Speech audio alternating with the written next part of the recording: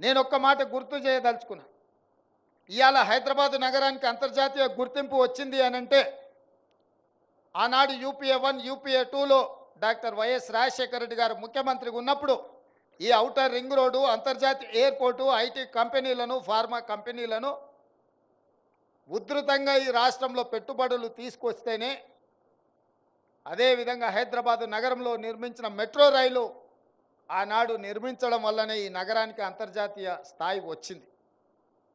ఆనాడు అంతర్జాతీయ స్థాయి కాంగ్రెస్ పార్టీ తీసుకొచ్చింది కాబట్టే ఈరోజు తెలంగాణ రాష్ట్ర ప్రభుత్వంలో ఉన్న ఆదాయం ఈ మహానగరం నుంచి 70% వస్తుంది అని అంటే దూరదృష్టితోని ఆనాడు కాంగ్రెస్ పార్టీ ఆనాటి ప్రభుత్వం తీసుకున్న నిర్ణయాల వల్ల. గత 10 సంవత్సరాలు బీఆర్ఎస్ అధికారంలో ఉన్నప్పుడు హైదరాబాదు నగరంలో ఏదైనా ఒకటి శాశ్వతమైన అభివృద్ధి చేసిండ్రా? మీరు ఒక్కసారి ఆలోచన చేయండి. ఈరోజు నగరానికి వచ్చిన ఐటీ కంపెనీలు కావచ్చు, హైటెక్ సిటీ కావచ్చు, అంతర్జాతీయ ఎయిర్పోర్ట్ కావచ్చు, ఔటర్ రింగ్ రోడ్ కావచ్చు, మెట్రో రైలు కావచ్చు, కృష్ణానది జలాలు కావచ్చు, గోదావరి జలాలు కావచ్చు, అదేవిధంగా వివిధ అభివృద్ధి కార్యక్రమాలు ఆనాడు కాంగ్రెస్ పార్టీ ఉన్నప్పుడే, చివరికి నక్లెస్ రోడ్ కావచ్చు, అప్పుడప్పుడు సెల్ఫీలు దిగి సెల్ఫ్ డబ్బాలు కొట్టుకుంటున్న కేటీఆర్ గారు దిగే శిల్పారామం కూడా ఆ రోజు కాంగ్రెస్ పార్టీ అభివృద్ధి చేసింది. ఈ నగరంలో ఏదైనా అభివృద్ధి జరిగింది అని అంటే కాంగ్రెస్ అధికారంలో ఉన్నప్పుడే జరిగింది. వారి 10 సంవత్సరాలలో ఏదైనా అభివృద్ధి జరిగిందా? శాశ్వతంగా ఈ నగరానికి ఏదైనా పెట్టుబడి తీసుకొచ్చిండ్రా అని నేను అడుగుతున్నా. మహా అంటే పబ్బులు వచ్చినాయి, నగరానికి గంజాయి వచ్చింది, డ్రగ్స్ వచ్చింది వాళ్ళు వచ్చిన తర్వాత. ఈ నగరంలో వాళ్ళు సాధించిన అభివృద్ధి గత 10 సంవత్సరాలలో ఏదైనా అంచనా వేస్తే గంజాయి వచ్చింది, డ్రగ్స్ వచ్చినాయి, పబ్బులు వచ్చినాయి.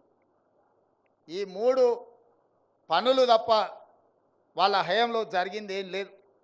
అందుకే మేము వచ్చిన ఎంబడే రాష్ట్ర అభివృద్ధి కోసం అవసరమైన ప్రణాళికలన్నిటిని సిద్ధం చేసుకొని కేంద్ర ప్రభుత్వాన్ని, కేంద్ర మంత్రులను, ప్రధానమంత్రిని కలిసి రాష్ట్ర అభివృద్ధి కోసం మేము కృషి చేస్తున్నాం. ఆ కృషిలో భాగంగానే ఇవాళ 40 సంవత్సరాల ఆకాంక్ష ఉత్తర తెలంగాణ అభివృద్ధికి ముఖద్వారమైన ఈ ఎలివేటెడ్ కారిడార్సు దాదాపుగా 2500 కోట్ల రూపాయలతోని 18.5 కిలోమీటర్లు 6 లేన్ రోడ్డు ఈరోజు మనం ప్రారంభించుకున్నాము.